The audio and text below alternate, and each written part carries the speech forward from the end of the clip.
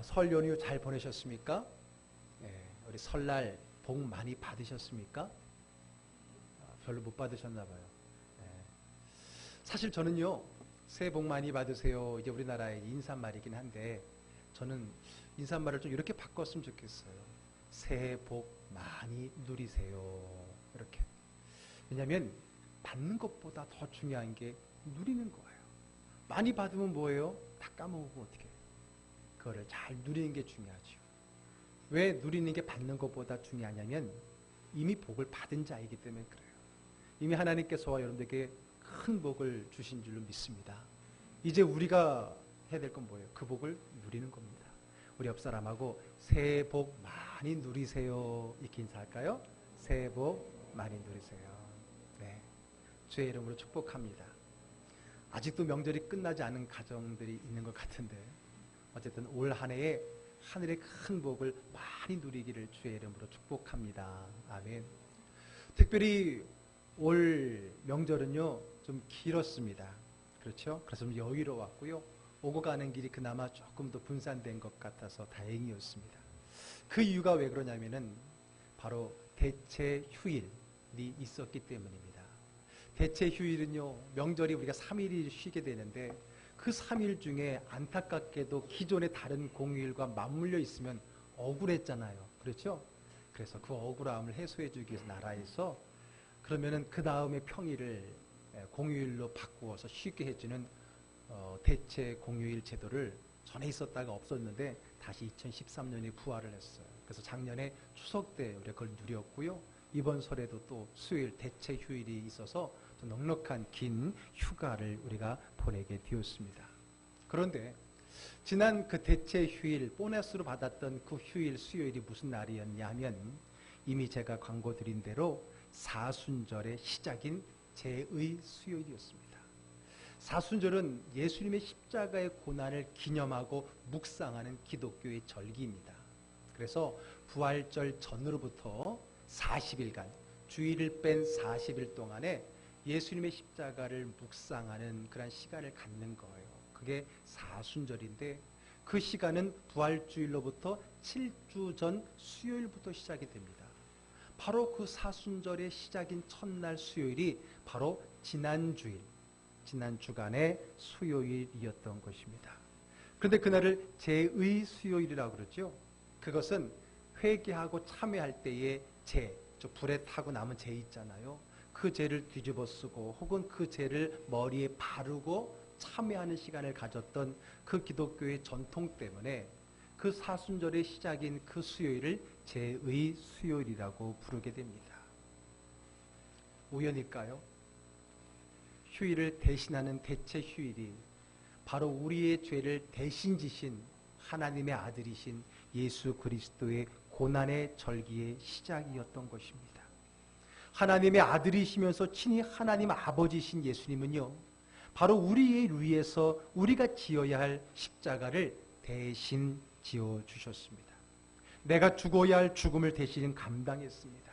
이것이 은혜고 이것이 사랑이고 이것이 복음입니다. 그래서 우리는 이 예수님의 십자가를 가리켜서 대속이라고 말합니다.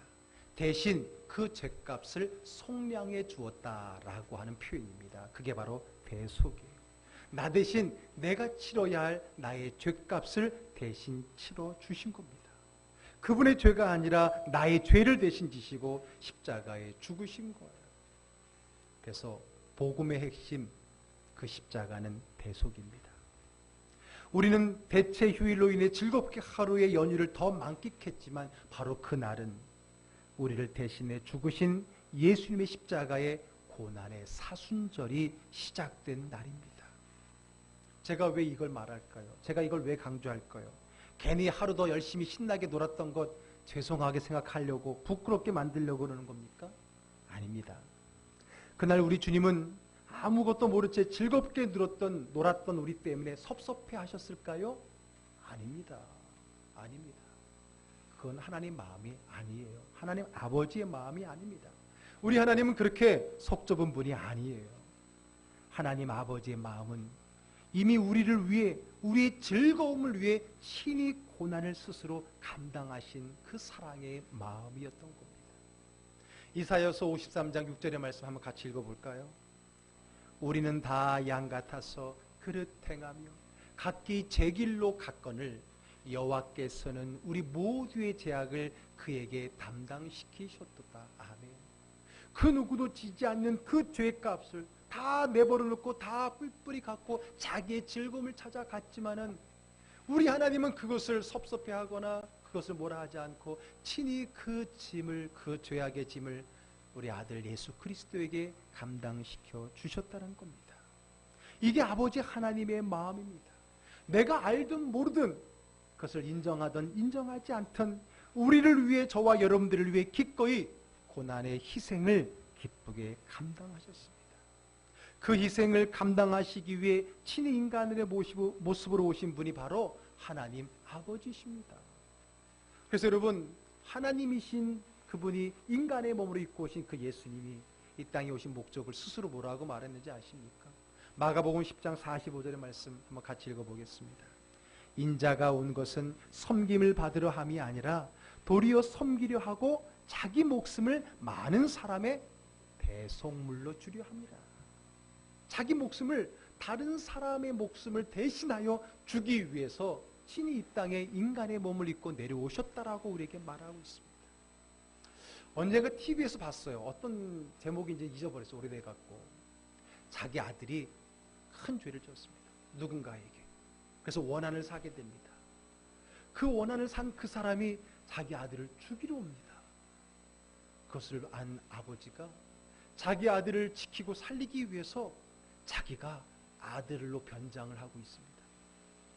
그리고 원한을 맺힌 그 사람이 와서 자기를 죽여요. 자기 아들인 줄 알고. 뭡니까? 그 아들이 받아야 될 그 죄값을 그 아버지가 대신 받는 장면을 제가 머릿속에 떠오르더라고요. 우리 하나님도 그러셨어요. 하나님의 자녀인 우리 인간들이 죄를 지었습니다. 그리고 그 죄값은 죽음이었습니다. 죽게 되었습니다. 이때 하나님 아버지는 자녀들을 살리시기 위해서 대신 그 죽음의 길을 가기로 택하시게 됩니다. 그래서 자녀의 모습으로 변장을 합니다. 자녀인 사람의 몸을 입고 이 땅에 오십니다. 그분이 바로 예수 그리스도입니다. 그리고 결국은 우리가 죽어야 될 그 죽음을 대신하여 십자가에 죽으시게 됩니다. 내가 죽어야 할 그 죽음, 내가 지어야 할 그 십자가였던 겁니다. 이것이 바로 우리가 믿는 하나님 아버지의 마음입니다. 이것이 복음입니다.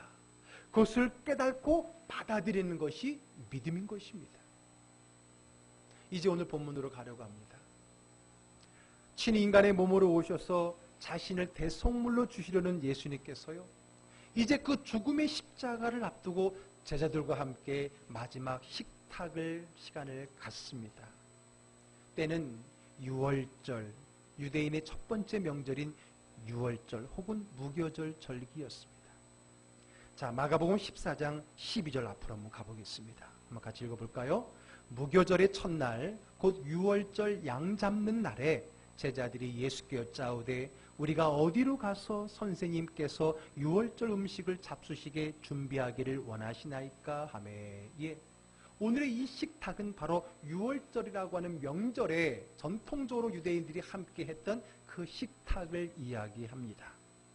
유월절은 우리가 알다시피 이스라엘 민족이 애굽의 노예로 살다가 해방하여서 가나안으로 가게 되는 그 출발점의 그 사건을 기념하는 이스라엘의 절기입니다. 이스라엘 백성들이 애굽의 노예였다가 애굽을 나오게 되는 결정적인 사건이 있었죠. 하나님께서 애굽 땅에 내리신 10가지 재앙 중에 마지막 10번째 재앙, 장자의 죽음. 사람이건 짐승이건 처음 난 것을 다 죽이는 그 하나님의 재앙이 애굽 땅에 마지막으로 임하게 되는데, 그 마지막의 재앙으로부터 이스라엘 민족을 지키시기 위해서 하나님께서 한 가지를 명하셨잖아요. 어린 양을 잡아라. 그 양의 피를 집안 문설주에 표시를 해라. 그리고 그 양 고기를 먹고 누룩을 넣지 않는 빵, 무교병을 먹고 쓴 나물을 먹으며 그 밤을 지새워라. 그리고 아침이 되면 떠나라.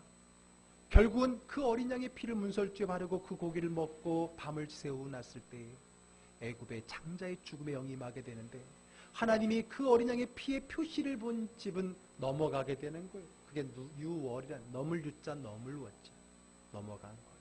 이스라엘 백성은 장자들이 죽지 않았습니다. 뿐만 아니라 애굽의 노예로부터 해방이 될 수 있었어요. 그래서 그 후로는 그날을 유월절이다 또 무교절이라고 이름하면서 이스라엘 민족들이 전통적으로 그 절기를 지킨 겁니다. 그리고 그 명절을 지키면서 그때 그 밤에 먹었던 그 행위의 식탁을 그들이 똑같이 하는 게 그게 바로 유월절의 식탁이었던 것입니다. 그래서 오늘 그 후에 유월절 혹은 무교절을 부르면서 이날을 기념하기 위해 식탁을 재현하게 되는데 오늘 예수님과 제자들이 맞이한 그 식탁에도 바로 그러한 의미가 들어있었어요. 거기에는 빵이 있었습니다. 무교빵이 있었어요. 그리고 포도주가 있었습니다. 그 빵은 바로 자기들을 위해서 희생했던 그 유월절의 어린 양의 몸을 상징하는 거였고 그들이 마시는 포도주는 그 어린 양의 피, 죽음의 영이 우리를 뛰어넘어갈 수 있도록 도와주었던 그 어린 양의 피를 상징하는 것이었습니다. 그들이 그 빵과 포도주를 먹으면서 지난날의 유월절의 식탁을 답습하고 있었던 것입니다. 그런데 전통적으로 지켜왔던 그 유월절의 식탁의 그 자리에서 예수님께서는 빵과 포도주를 나누어 주면서 제자들에게 이렇게 말씀하십니다. 오늘 본문 22절의 말씀 읽어볼까요? 그들이 먹을 때에 예수께서 떡을 가지사 축복하시고 떼어 제자들에게 주시며 이르시되 받으라 이것은 내 몸이니라 하시고 이어서 포도주를 주시면서 또 이렇게 말씀하십니다. 이르시되 이것은 많은 사람을 위하여 흘리는 나의 피 곧 언약의 피니라. 아멘. 지금 그들이 유월절의 양을 상징하는 빵을 그리고 유월절의 양의 피를 상징하는 포도주를 대하고 있는데 오늘 예수님은 이 빵과 이 포도주가 다름 아닌 나의 살이고 나의 몸이고 나의 피라고 이야기하고 있는 겁니다. 그 말은 뭡니까?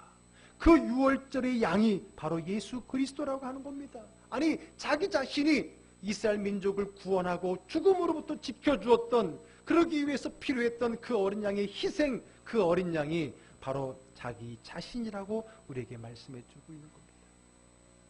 이스라엘 민족을 애굽의 노예에서 해방시키고 장자의 죽음에 살리기 위해 희생됐던 그 양이 바로 예수님 바로 나 자신이다라고 말하고 있는 겁니다.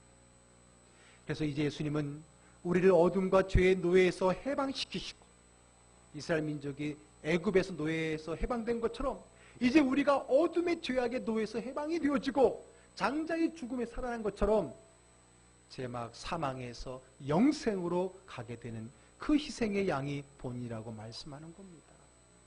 그래서 일찍이 세례 요한은요 예수 그리스도를 처음 만났을 때에 이렇게 고백을 했습니다. 요한복음 1장 29절의 말씀 같이 크게 읽어주세요. 이튿날 요한이 예수께서 자기에게 나오심을 보고 이르되 보라 세상 죄를 지고 가는 하나님의 어린 양이로다. 그 예수를 보면서 그가 하는 고백이 뭡니까? 세상 죄를 지고 가는 하나님의 어린 양이라는 겁니다. 그분은 이 땅에 우리의 모든 죄를 짊어서 죽음으로 가기 위해 이 땅에 오신 하나님의 어린 양이라는 겁니다. 아니 그보다 더 오래전에 이사야 선지자가 구약에서 이렇게 예언을 했습니다. 이사야서 53장 5절과 6절 읽어볼까요? 그가 찔림은 우리의 허물 때문이요 그가 상함은 우리의 죄악 때문이라. 그가 징계를 받음으로 우리가 평화를 누리고 그가 채찍에 맞음으로 우리가 나음을 받았도다. 6절 우리는 다 양 같아서 그릇 행하며 각기 제 길로 갔거늘 여호와께서는 우리 모두의 죄악을 그에게 담당시키셨도다. 아멘. 아멘. 아멘. 이미 하나님은 예수를 이 땅에 보내시기 전에 그분을 어떤 목적으로 보내셨는지를 먼저 정해놓으신 거예요. 한마디로 말해서 죽게 하기 위해서 우리를 대신하여 죽게 하기 위해서 대속물로 이 땅에 보내셨던 겁니다. 그게 예수 그리스도입니다. 그게 예수 그리스도의 십자가입니다. 그것이 우리가 믿는 복음인 것입니다. 예수님의 십자가의 죽음은 희생입니다. 자기의 죽음이 아닌 남을 위한 희생의 죽음입니다. 대속입니다. 나의 죄, 나의 허물, 나의 죽음을 대신하신 것입니다. 이것이 하나님이자 아버지이신 주님의 마음입니다. 아주 오래전에 이런 뉴스가 있었습니다. 그 당시 구소련 땅이었던 아르메니아, 지금의 러시아 아래쪽에 있는 그 아르메니아에 큰 지진이 일어나서 약 5만 5천 명의 사람이 사상됐었습니다. 그때 정말 온 세상을 감동시킨 하나의 뉴스거리가 있었습니다. 그곳에 9층 아파트가 붕괴되면서 그곳에 살고 있었던 스잔나라고 하는 어머니와 그의 4살 난 딸 가이안이라고 하는 그 모녀가 그만 그 폐허 더미에 갇혀있게 되었습니다. 도무지 구조를 기다려도 사람들의 구조를 받을 수가 없습니다. 하루 이틀 사흘 자꾸만 시간이 흘러갑니다. 점점 그 아이는 지쳐서 죽어가고 있습니다. 물 한 모금만 마실 수 있다면 좋을 텐데 그 어느 곳에도 물이 없었습니다. 그런데 그 어머니가 언젠가 TV를 통해서 본 장면이 생각이 났습니다. 조난당한 사람들이 먹을 것과 마실 것이 없을 때 서로의 피를 나누어 먹던 장면이 생각이 났던 겁니다. 그래서 그 어머니 수잔나가 그 딸을, 죽어가는 딸을 살리기 위해서 그 근처에 있는 유리 조각을 발견하고 그것을 사게 손목을 긋습니다. 그리고 그 피를 받아서 그 아이에게 한 모금씩 한 모금씩 주면서 그 생명을 이어주게 되었던 겁니다.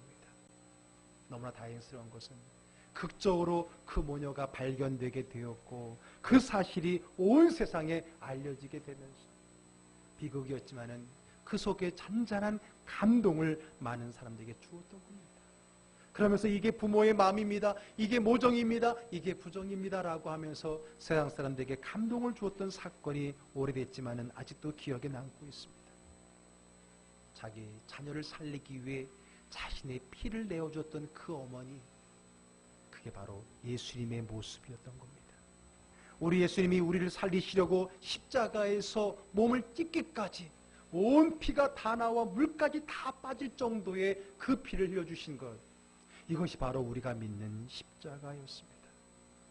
오늘 예수님께서는 그 십자가의 피를 흘리시기 전에 제자들에게 말씀했습니다. 내 몸을 먹어라, 내 살을 먹어라, 내 피를 마셔라, 내 생명을 받아라. 너희를 위하여 흘리는 언약의 피라고 우리에게 말씀해 주셨던 겁니다. 우리 하나님은 우리를 위해 기꺼이 자신을 희생하시는 하나님 아버지십니다.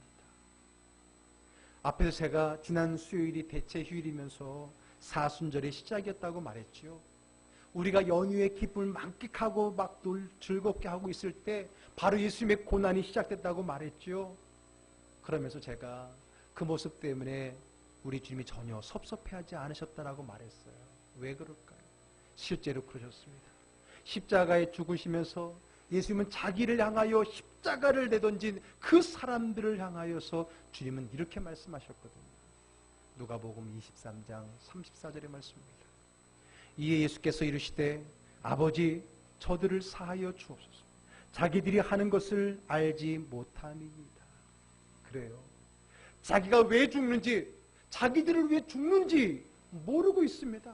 조롱하고 있습니다. 그러나 주님은 섭섭해하지 않으셨어요. 여러분 그거 아세요? 부모님 마음은 섭섭한 거 없는 거예요.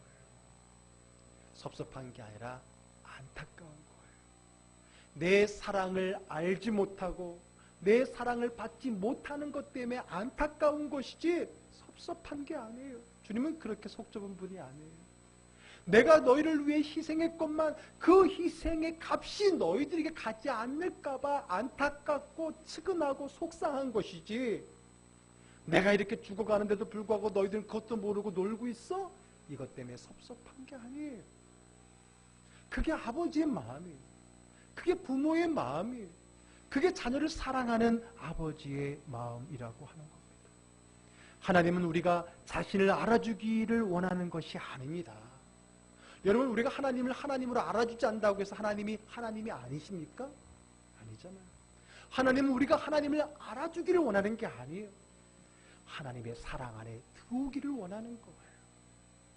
우리 하나님의 그 은혜의 십자가의 가치의 주인공이 되기를 원하는 거예요.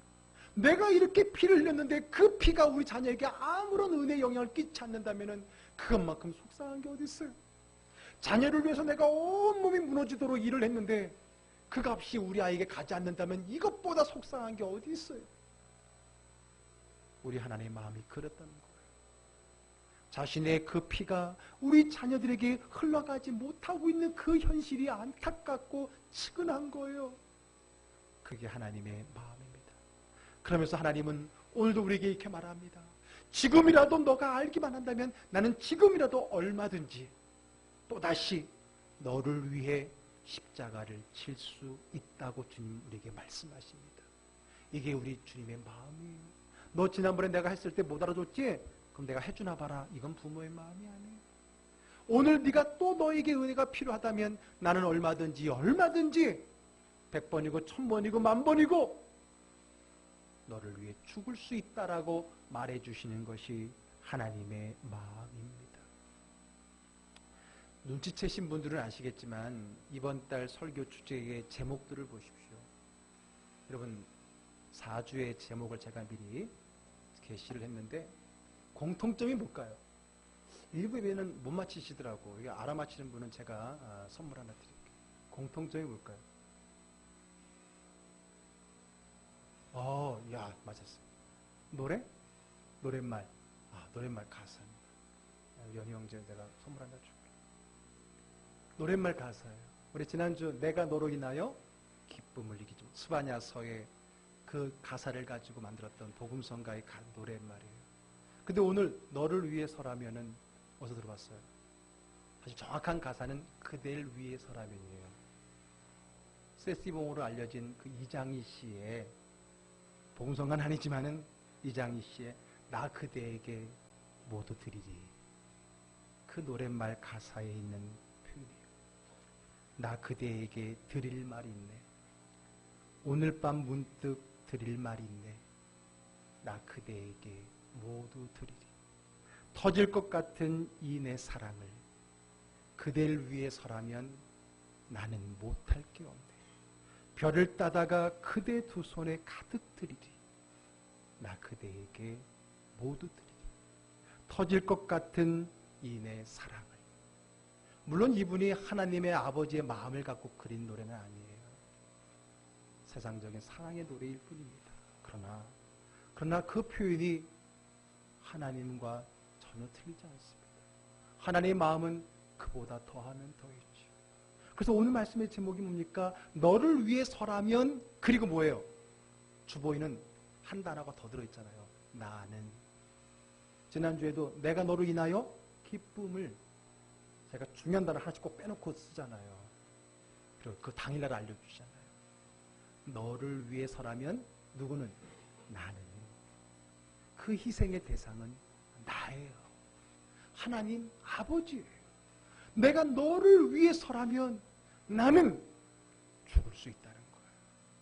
그게 예수님이고요. 그게 십자가인 거예요. 그게 아버지의 마음인 거예요. 요즘 그 아버지의 마음이 오용되어지고 있고 그 아버지의 마음의 가치가 상실되었지만은 그러나 하나님 아버지의 마음은 바로 그겁니다. 너를 위해서라면 한 번 더 십자가를 칠 수 있다라고 오늘 우리에게 고백하시는 그분이 우리가 믿는 나의 아버지 하나님이신 줄로 믿으시기를 바랍니다. 너를 위해서라면 나는 죽음도 감당하시겠다는 그 마음, 그것이 하나님 아버지의 마음입니다. 오늘도 영상 하나를 보겠습니다.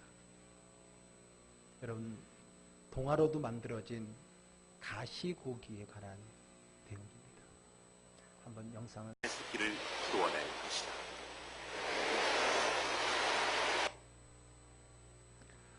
한낱 미물인 저 작은 물고기에도 정말 자녀를 위해 희생하는 아버지의 마음이 있습니다. 하물며 하나님 아버지의 마음은 어떻겠습니까? 지난주도 말씀드린 것처럼 하나님을 아버지로 부를 수 있는 데에는 이 땅에 아버지 부모님들이 갖고 있는 그나마의 사랑이 있기 때문이었습니다. 이제는 그 사랑도 식어가서 이제는 하나님을 아버지라고 부르는 것이 불편할 때가 됐을지도 모릅니다. 그러나 그럼에도 불구하고 저와 여러분들 우리 모두를 향한 하나님 아버지의 사랑은 끝이 없습니다. 우리는 그 하나님의 마음을 아는 것이 중요합니다. 아는 게 중요한 거예요. 두 번째는 그 하나님의 사랑을 받아들이는 게 중요한 겁니다. 아는 것을 넘어서 그 하나님의 사랑을 받아들이는 것, 그리고 그 하나님의 사랑을 누려야 되는 겁니다. 이것이 하나님의 마음의 말씀을 듣는 우리의 마지막 자리입니다. 하나님의 마음을 알고 받아들이고 그것을 누리는 겁니다. 누리는 게 뭡니까? 그 사랑의 그 힘을 얻는 겁니다. 왜 힘들어 하십니까? 내 하나님이 나를 위해서 기꺼이 모든 피를 흘려주시고 지금도 언제든지 나를 위해 희생할 준비가 되어 있는 그분이 나의 하나님이시고 나와 함께하고 계시는데 왜 그렇게 낙심하십니까? 왜 그렇게 절망하십니까? 왜 그렇게 하늘이 꺼져라 한숨 지으십니까? 하나님 말씀하십니다. 내가 너의 아버지라고. 너가 나를 아빠 아버지라 부를 수 있는 은혜, 하나님의 자녀의 권세를 주셨습니다. 그 하나님은 우리를 위해서 희생하셨고 또 언제든지 희생하실 수 있는 사랑의 하나님이십니다. 그분이 나의 하나님인 것을 알아야 되고요, 받아들여야 되고요, 그 하나님의 사랑을 누려야 됩니다. 아멘. 그게 오늘 말씀의 핵심입니다. 그 하나님의 사랑을 누려야 됩니다. 나를 사랑하는 그 하나님의 사랑의 감격 속에 살아가야 됩니다. 나를 향한 그 하나님의 사랑으로 모든 것이 이해되고 모든 것을 덮을 수 있는 그 마음이, 그것이 믿음인 겁니다. 아버지의 사랑. 너를 위해서라면 나는 언제든지 또 죽을 수 있는 그 하나님의 마음, 그 마음을 받아 그 마음의 힘을 얻고 힘있게 살아가는 저와 여러분, 하나님의 자녀들이 되기를 주의 이름으로 축복합니다. 기도하겠습니다.